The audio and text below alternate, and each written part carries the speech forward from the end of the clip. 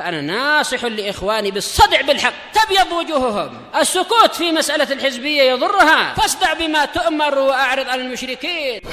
سلامي على دماج ورجالها والشيخ يحيى ودار العلم يا سعد بانيها. بسم الله الرحمن الرحيم. الحمد لله ثم الصلاة والسلام على رسول الله وعلى آله وصحبه ومن اتبع هداه ثم أما بعد. Ikhwan fillah rahimani wa rahimakumullah, kembali kita mengkaji kajian dari kitab Al-Jami' As-Sahih fi Tauhid Rabbil Alamin. Kumpulan yang sahih berdasarkan landasan hukum ayat Qur'aniyah dan hadis-hadis sahih. Pada pengesahan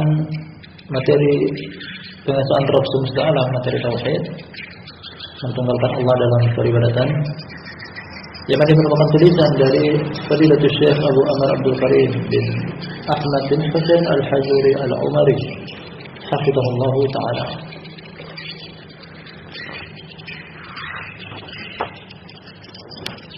Kemudian pada pertemuan kita malam hari ini kita ambil judul bab baru, masih berkaitan dengan lawan daripada tauhid, yakni kesyirikan. Jadi bab-bab ini dan bab-bab yang akan datang, beliau masuk menerangkan tentang secara terperinci dan serta unsur-unsur kesyirikan yang merupakan lawan daripada tauhid. Kita baca judul bab baru, kata sang penulis, semoga Allah menjaga beliau, bab as-sujudu li ghairillahi syirkun. Bab sujud kepada selain Allah adalah perbuatan kesyirikan. Terletak dahulu kesyirikan artinya adalah menduakan Allah dalam peribadatan. Beribadah kepada Allah namun beribadah juga kepada selain Allah. Dan pemburuk dari kesyirikan adalah diharamkan untuk masuk ke dalam surga, tempat kembali dia adalah neraka. Dan pemburuk dari kesyirikan adalah dosa-dosa dia tidak akan terampuni. Justru kebalikannya, bahwasanya amalan-amalan kebaikan dia akan terhapuskan dengan mengamalkan satu kesyirikan. Dan pemburuk dari kesyirikan yang lainnya adalah halal darahnya untuk ditumpah, halal hartanya untuk dirampas, halal pula kehormatannya untuk dicela. Dan dari judul bab ini sang penulis mulai masuk secara terperinci bahwasanya ada amalan ibadah yang merupakan bentuk ketaatan kepada Allah Subhanahu wa taala, dan apabila dibandingkan kepada selain Allah maka itu tergolong kesyirikan. Di antaranya adalah sujud. Yang membuktikan bahwasanya sujud adalah ibadah, ucapan Allah Subhanahu wa taala sebagai bentuk perintah kepada hamba-hambanya, fasjudu lillahi wa'budu. Sujudlah kalian kepada Allah, beribadahlah kalian kepadanya. Di sini ada perintah dari Allah Subhanahu wa taala kepada hamba-hambanya, sujudlah kalian kepadanya. Dan hukum asal dari perintah ketika tidak ada yang memalingkannya, hukum asalnya adalah wajib. Sujud adalah ibadah yang hanya pantas diserahkan kepada Sang Pencipta.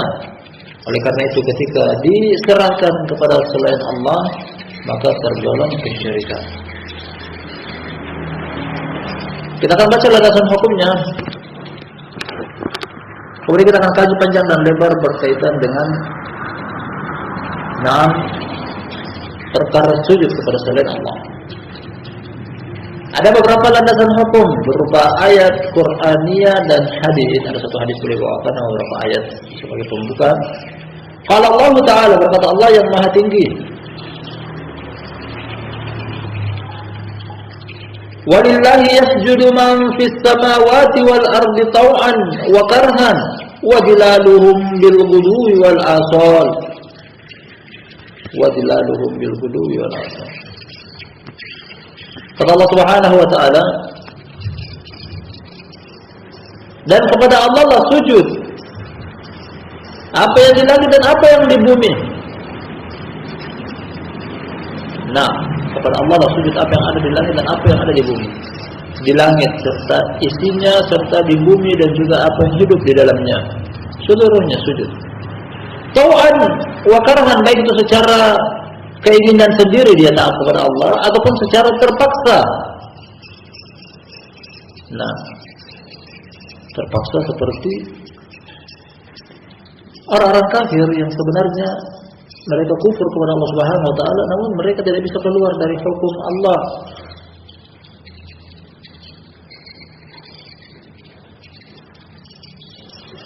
Ini secara umum seluruh makhluk ciptaan Allah. Orang kafir sekafir apapun dia tidak pernah bisa keluar dari hukum Allah. Kalau Allah mau timpakan kepada dia musibah, pasti terkena. Kalau Allah ingin timpakan kepada dia bencana, rasa sakit, kelaparan, kemiskinan, dia tidak bisa keluar dari situ. Wa dilaluhum bil ghudwi wal asal, demikian juga bayangan-bayangan mereka yang ikut sujud kepada Allah di waktu pagi dan petang hari.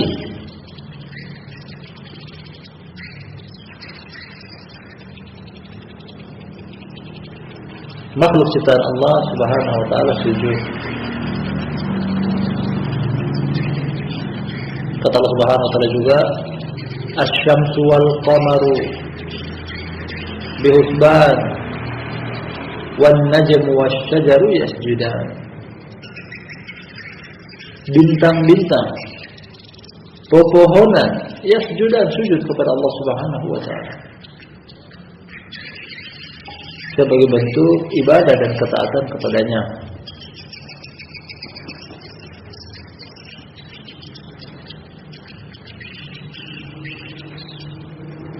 Kata-kata antara ayat ini dengan judul bab,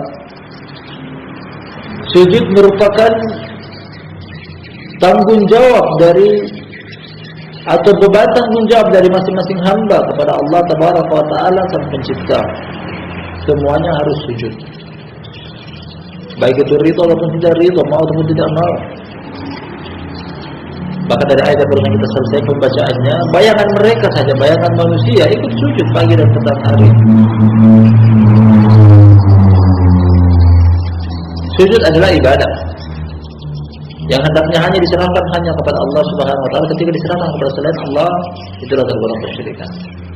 Ayat yang kedua, wa qala jalla fi 'ula, dan berkata yang maha mulia ketinggiannya. Potongan ayat dari surat Al-Hajj.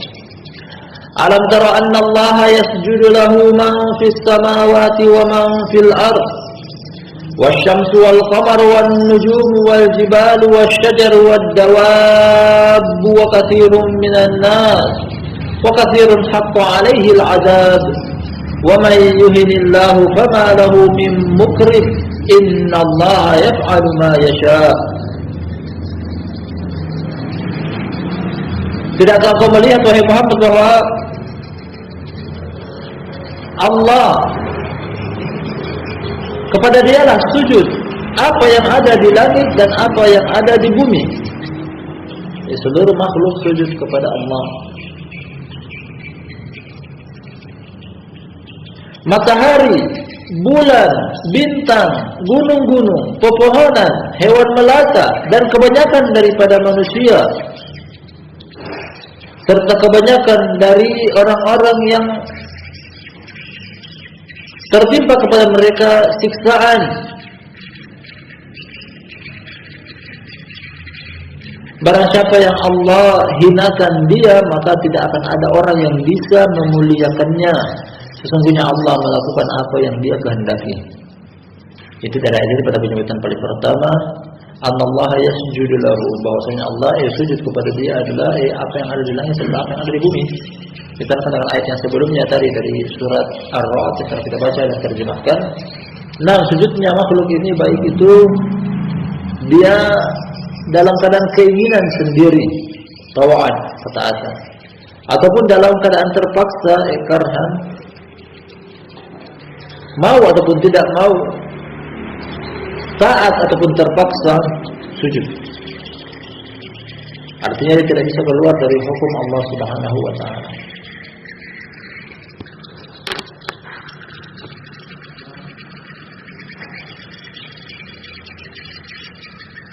Ayat yang ketiga, wa qala subhanahu wa ta'ala, adalah kata Allah yang maha suci, yang maha tinggi.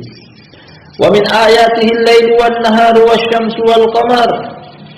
La tasjudu lisyamsi wala lil-qamari wasjudu lillahi alladzi khalaqahunna in kuntum iyyahu ta'budun. Kata Allah yang Maha Suci, yang Maha Tinggi.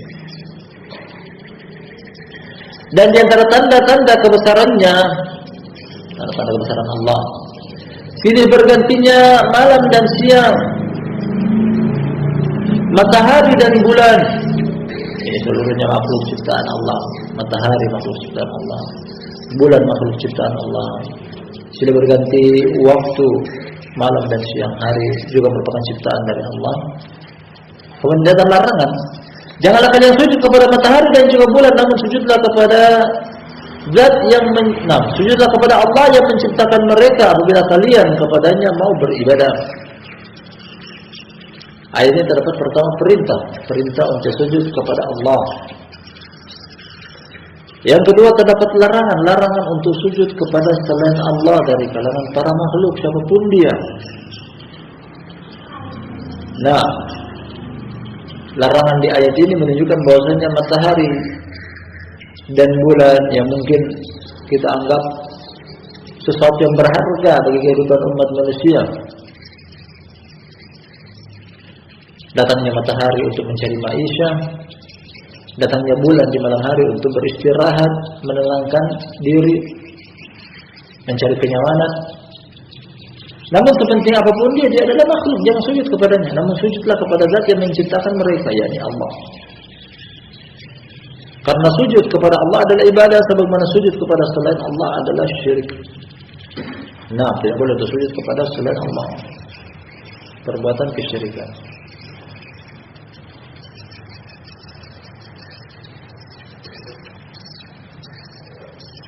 Dan terlarang untuk sujud kepada selain Allah berupa makhluk apapun, matahari, bulan, bintang, pepohonan, pegunungan, atau dari kalangan manusia, baik itu mereka para ulama, para masyayikh, atau bahkan mereka adalah makhluk Allah yang dari kalangan hamba-hamba Allah yang mulia seperti para nabi, para rasul, para malaikat, seluruhnya bukan hak mereka untuk disujudi. Maka mereka juga adalah memiliki tugas dan tanggung jawab untuk sujud. Para malaikat pun sujud kepada Allah Subhanahu wa taala. Dalam Al-Qur'an Al-Karim kata Allah Subhanahu wa taala, "Innal ladzina 'inda rabbika la yastakbiruna 'an 'ibadatihi wa yusabbihunahu wa lahu yasjudun." Sesungguhnya yang ada di sisi Rabb engkau, mereka tidak sombong untuk beribadah kepadanya. Mereka bertasbih kepadanya, mereka pun sujud kepadanya. Yang dekat di sisi Rabb di sini adalah para malaikat. Bahwasanya Allah Subhanahu wa taala memiliki makhluk yang namanya malaikat, mereka tidak sombong untuk beribadah kepadanya. Mereka bertasbih mensucikan Allah, mereka juga sujud kepada Allah, bahkan malaikat sujud. Tidak boleh untuk sujud kepada malaikat karena dia tugas malaikat juga adalah sujud berdasarkan ayat ini. Namun sujudlah kepada siapa yang menciptakan mereka, Allah Subhanahu wa taala.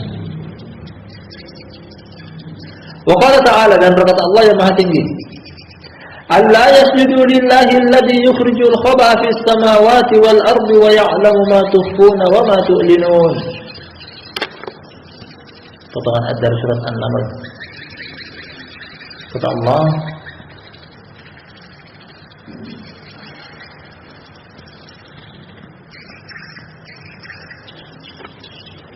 "Alla yasjudu lillah." Kenapa mereka tidak sujud kepada Allah?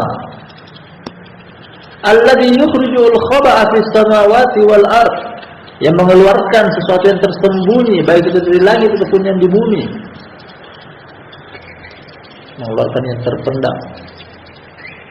Bisa jadi manusia tidak tahu apa yang tersembunyi tersebut, namun Allah tahu. Tak satu pun terhalangi oleh ilmu Allah, pengetahuan Allah, pendengaran Allah, penglihatan Allah baik itu yang di langit ataupun yang di bumi. Wa ya'lamu ma tukhfuna wa ma tu'linun, dan dia pula mengetahui apa yang kalian sembunyikan serta apa yang kalian tampakkan. Jadi Allah Subhanahu wa taala memiliki sifat-sifat yang tidak ada pada makhluknya. Mengetahui secara terperinci dan detail perkara-perkara yang kecil, yang tersembunyi, yang terpendam, yang tidak diketahui. Walaupun kebanyakan makhluk Allah mengetahui. Allah juga mengetahui apa yang kalian sembunyikan, apa yang kalian tampakkan. Oleh karena itu dengan sifat-sifat ini yang khusus hanya ada pada Dia, sembahlah Dia, sujudlah kepada Dia sebagai bentuk ketaatan kepadanya. 4 ayat yang telah kita baca yang dibawakan oleh sang penulis dalam judul bab tentang sujud li ghairillahi syirkun, sujud kepada selain Allah adalah perbuatan kesyirikan. Nah, dan ayat yang kita tambahkan juga beberapa dari Al-Quranul Karim bahwa sujud adalah ibadah. Ada kalanya Allah Subhanahu wa taala meminta orang-orang untuk sujud, namun di kala itu mereka tidak mampu untuk sujud karena selama di kehidupan dunia mereka tidak pernah sujud kepada Allah. Yauma yukshafu an sakin wa yud'auna ila sujudi fala yastati'un. Hari di mana Allah membuka betisnya. Sebagian tafsir mengartikan syaq di sini adalah betis. Allah menyingkap betisnya yang pada hari kiamat, di padang mahsyar. Wa yud'auna ila sujud, dan orang kafir diajak untuk sujud kepada Allah, fala yastati'un, mereka tidak mampu. Karena kenapa? Karena mereka selama di kehidupan dunia mereka tidak sujud. Karena sujud adalah ibadah, tanggung jawab dari setiap hamba untuk beribadah kepada Allah dengan cara sujud, salah satu ketaatan kepadanya.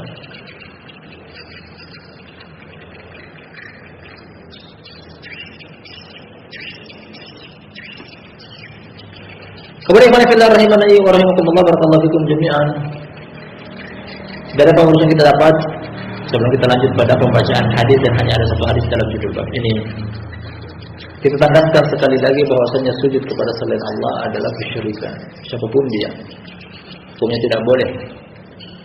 Nah, hukumnya tidak boleh untuk sujud kepada selain Allah Subhanahu wa taala. Kita baca hadisnya, kemudian akan ada penjabaran yang panjang dan lebar di sini.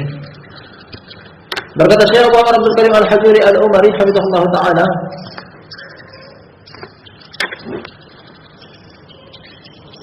As-saminata asyar ba'da mi'atain, hadis yang ke-218.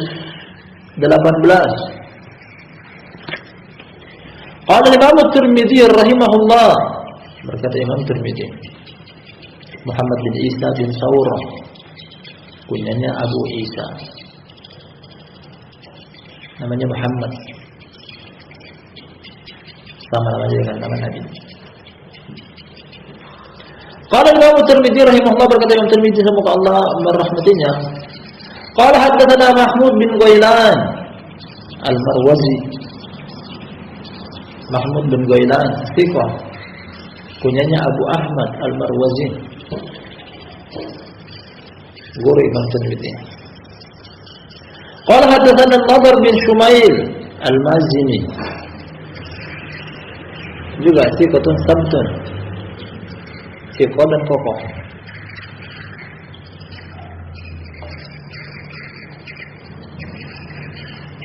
Min ulama'in nahwu, Nadhr bin Shumail, dia termasuk alim ulama nahwu.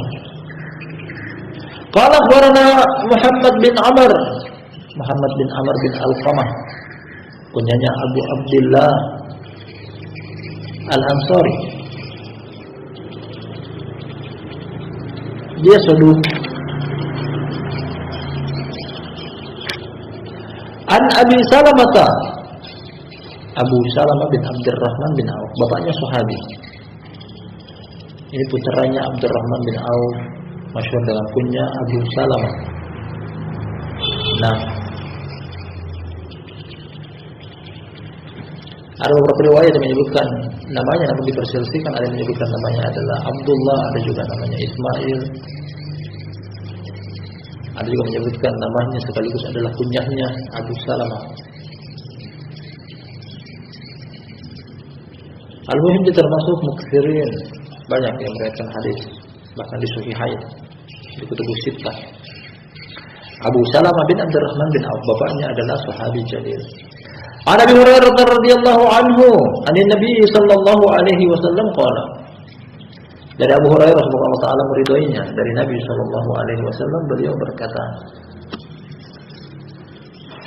la kuntu amiran ahadan ay yasjuda li ahadin la amartul mar'ata an tasjuda li zawjiha. Seandainya aku mau, aku akan perintahkan Seandainya aku mau untuk memerintahkan seseorang sujud kepada orang lain, niscaya aku akan perintahkan seorang wanita untuk sujud kepada suaminya. Tambah riwayat yang lainnya li'idhami sya'nihi, karena besarnya tanggung jawabnya. Seandainya boleh untuk makhluk sujud kepada makhluk, niscaya aku akan perintahkan perempuan untuk sujud kepada suaminya.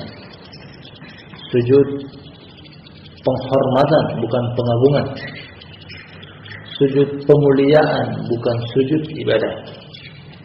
Karena pada umat ini terlarang untuk sujud kepada selain Allah Subhanahu wa taala.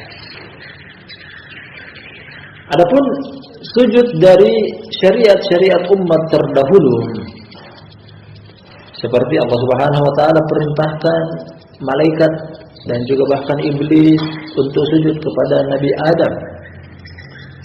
Wa idh qulna lil malaikati isjudu li Adam fasajadu. Ketika kami, kata Allah Subhanahu wa taala, perintahkan kepada malaikat untuk sujud kepada Nabi Adam, akhirnya mereka pun sujud. Illa iblisa aba wastakbara. Wa kana minal kafirin. Kecuali iblis, dia enggan, dia sombong, akhirnya jadilah dia termasuk orang kafir. Dan sujud malaikat kepada Nabi Adam alaihissalam sujud pemuliaan dan penghormatan, bukan sujud pengagungan dan juga ibadah. Karena tidak boleh untuk sujud ibadah kepada nama selain Allah. Di syariat terdahulu seperti syariat Nabi Adam, apa yang telah terdahulu kita sebutkan boleh. Demikian juga syariat Nabi Yusuf alaihissalam ketika dia bermimpi, inni ra'aitu ahada asyara kawkaban wasyamsa wal qamara ra'aituhum li sajidin. Aku bermimpi, aku melihat 11 bintang, bulan dan juga matahari sujud kepadaku. Ternyata takwilnya adalah 11 orang saudaranya merupakan 11 bintang, matahari dan juga bulan, ungkapan tentang bapak dan ibunya sujud kepadanya, kepada Nabi Adam alaihissalam. Nah, dan ini berlaku untuk syariat sebelumnya. Dari mimpi tersebut akhirnya terrealisasi. Allah katakan di akhir surat Yusuf, wa rafa'a abawaihi 'alal arsy wa kharru lahu sujada. Dan dia mengangkat kedua bapaknya yang menaikkan ketinggian kehormatan. Wa kharru lahu sujada, dan mereka pun tersungkur sujud kepadanya, sujud kepada Nabi Yusuf alaihissalam. Dan sini sujud penghormatan dan pemuliaan, bukan pengagungan dan peribadatan. Adapun pada umat ini terlarang untuk sujud, ini diantaranya salah satu hadis yang datang kepada kita. Dan sujud kepada makhluk dari umat terdahulu telah kita kemukakan, sujud penghormatan dan pemuliaan. Adapun pada syariat umat Nabi SAW, bahkan sujud penghormatan dan pemuliaan pun terlarang, tidak boleh. Dengan hadis yang ada di depan kita ini. Ada beberapa contoh dari para sahabat. Hadisnya diriwayatkan oleh Imam Ibnu Majah dan Ahmad. Disahihkan oleh Syekh Albani.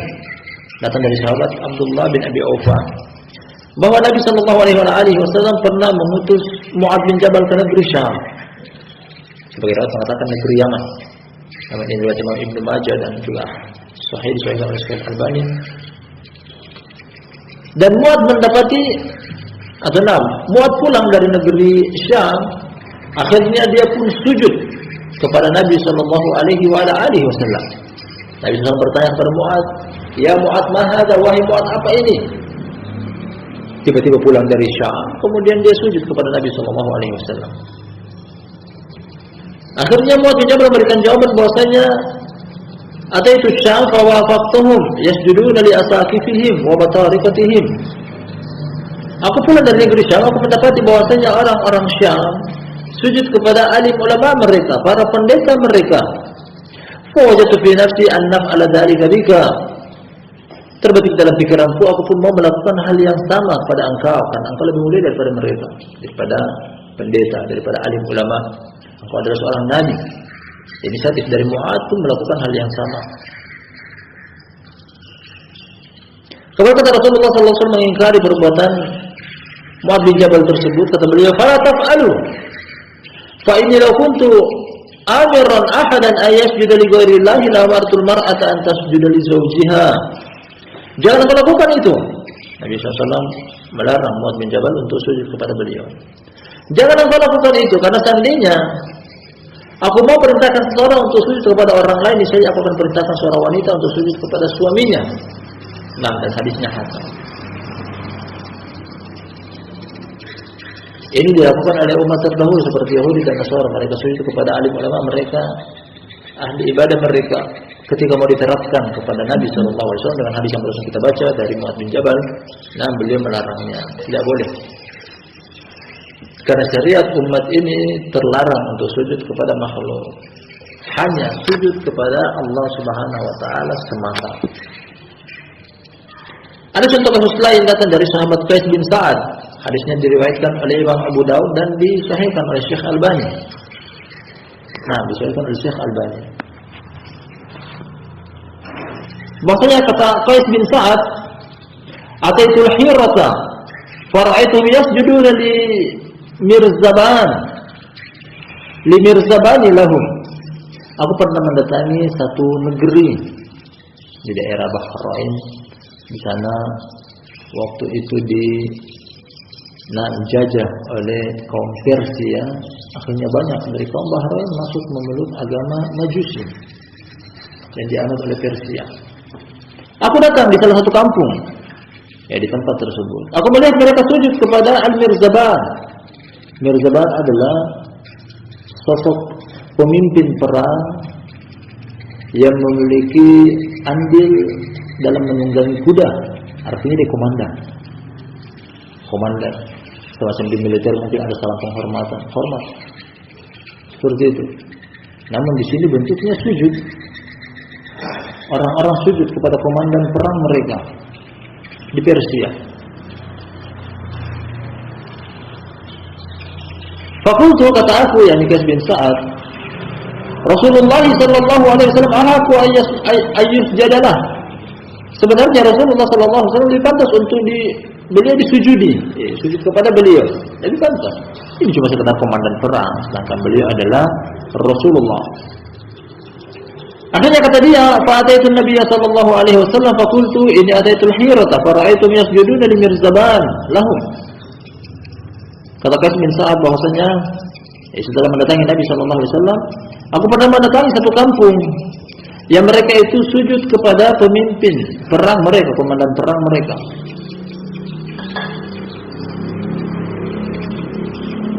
Fa anta ya Rasulullah haqqu an nasjuda lak. Maka engkau adalah utusan Allah yang lebih pantas kami untuk sujud kepada engkau. Kalau akhirnya kata Nabi SAW memberikan sanggahan kepada Qais bin Sa'ad tersebut yang mau sujud kepada Nabi SAW, beliau memberikan jawaban, "Ara'aita law mararta bi qabri akunta tasjudu lah?" Bagaimana kepada engkau seandainya engkau lewat di kuburanku ketika aku sudah meninggal dunia, apakah engkau akan sujud kepadaku, kepada kuburanku? Qala qultu la, aku memberikan jawaban tidak. Tidak mungkin aku sujud kepada kuburan. Kata Nabi sallallahu alaihi wasallam berikutnya, "Fala taf'alu, law kuntu amiran ahadan ay yasjuda li ahadin la amartu an-nisaa ay yasjudna li azwajihinna lima ja'alallahu lahum 'alaihinna min al-haq." Jangan lakukan itu, jangan sujud kepadaku, baik itu masih hidup atau sudah mati. Karena seandainya aku mau memerintahkan seseorang untuk sujud kepada orang lain, saya akan perintahkan wanita untuk sujud kepada suami-suami mereka. Karena Allah menjadikan pada suami-suami mereka hak kepentingan yang besar. Nah, sama dengan hadis yang dibawakan oleh sang penulis dari riwayat Imam Tirmidzi, namun ini adalah riwayatnya Imam Abu Daud dan hadisnya disahihkan oleh Syekh Albani. Menunjukkan dengan hadis-hadis semacam ini di syariat kita terlarang untuk sujud kepada selain Allah. Ada satu kisah yang lainnya. Hadisnya datang dari riwayat Imam Ahmad dan hadis dari hukum tersebut adalah hasan, sahih li ghairi. Sanad dari hadis tersebut riwayat Imam Ahmad lemah. Namun ada penguat dari jalan-jalan yang lain mengangkat derajat hadis tersebut menjadi sahih li ghairi. Bahwasanya dari Anas bin Malik, dia menceritakan, kami kaum Ansor, dahulunya kami memiliki onta. Kami memiliki onta. Yang mana onta ini sering mengambilkan air untuk kami. Di kota Madinah waktu itu kesusahan air, apalagi untuk air minum. Jadi mereka menggunakan perantara onta untuk mengangkut air.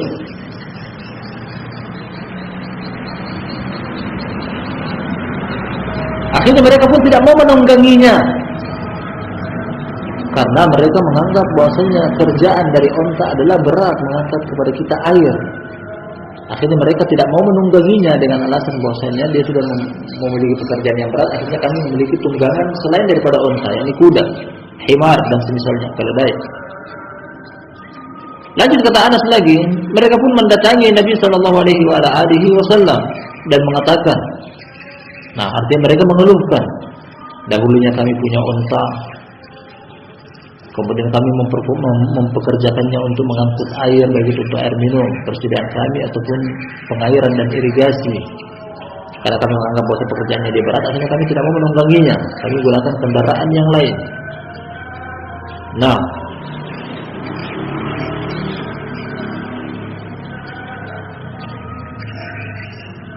kemudian Rasulullah SAW memanggil mereka, ayo bangkitlah, karena onta-onta mereka tersebut ingin ditunggangi kembali, namun sudah tidak lagi jinak, artinya menjadi liar. Kalau ingin ditunggangi sudah sulit, karena sudah menjadi kebiasaan mereka tidak ditunggangi, hanya digunakan untuk mengangkut air. Mereka meminta hak itu kembali. Mereka datang kepada Rasulullah SAW, kemudian beliau katakan, ayo bangkit, kita pergi ke onta-onta kalian tersebut. Akhirnya beliau masuk ke dalam satu kebun. Di dalam kebun tersebut terdapat seekor onta. Beliau mau mendekat, kata para sahabat, ya Rasulullah, jangan. Onta yang digunakan untuk mengangkut air, dia sudah menjadi liar. Jangan sampai dia menyakiti engkau, menendang engkau, dan semisalnya. Kata Nabi SAW, laisa alayya minhu ba'su. Tidak mengapa bagiku hal tersebut. Kemudian Nabi SAW mendekat ke onta tersebut, lalu onta tersebut juga memandang kepada beliau. Kemudian tak lama kemudian onta tersebut datang menghadap kepada beliau. Onta tersebut kemudian duduk tersungkur, lalu lehernya dengan posisi sujud kepada Nabi SAW. Artinya apa? Dia tunduk kepada Nabi SAW. Ketika pemiliknya sendiri dia tidak akur. Ketika mereka perbuatan tersebut, akhirnya kaum Ansar pun mengatakan, wahai Rasulullah, yang tidak berakal saja seperti onta binatang, dia mau sujud. Kalau begitu kami lebih pantas yang berakal untuk sujud kepada engkau. Mereka mau sujud kepada Nabi SAW. Akhirnya Nabi SAW memberikan jawaban kepada mereka, la yasluhu li basharin ay yasjuda li basharin, walau saluha li basharin ay yasjuda li basharin la amartul mar'ata an tasjuda li zawjiha min 'idami haqqihi 'alayha. Kata Nabi SAW, tidak pantas untuk seorang manusia sujud kepada manusia yang lain. Kalau seandainya boleh manusia sujud kepada manusia yang lain, misalnya aku akan perintahkan wanita untuk sujud kepada suaminya karena besarnya haknya. Dan kita bisa semacam ini, yang berporos pada hadis yang datang kepada kita yang dibawakan oleh Syaikh Al-Albani, hadis Abu Hurairah, riwayat Imam Tirmidzi dan yang lainnya juga baru kita baca. Ada dari riwayat Imam Ahmad, dari Imam Tirmidzi, Imam Abu Dawud, Imam Ibnu Majah, yang keseluruhannya memiliki alur cerita yang berbeda-beda dari juga sahabat yang berbeda-beda, yang keseluruhannya menegaskan bahwasanya dalam syariat Islam tidak boleh makhluk sujud kepada makhluk. Dalam syariat Islam sujud hanya diperuntukkan kepada Allah Subhanahu wa taala saja, tidak diperuntukkan kepada yang lainnya. Bahkan dengan bentuk sujud penghormatan atau pemuliaan, bukan sujud ketaatan dan ibadah, itu tidak boleh, kecuali hanya kepada Allah. Kecuali hanya kepada Allah Subhanahu wa taala semata. Bahkan pada kaum muslimin sekadar menunduk. Kalau tadi sujud yang kita pahami sujud artinya tersungkur, meletakkan dahinya ke tanah. Sekarang sekedar membungkuk saja itu pun terlarang, tidak boleh. Karena memiliki makna yang sama. Pembungkukan diri kepada seseorang juga terdapat unsur atau makna ibadah.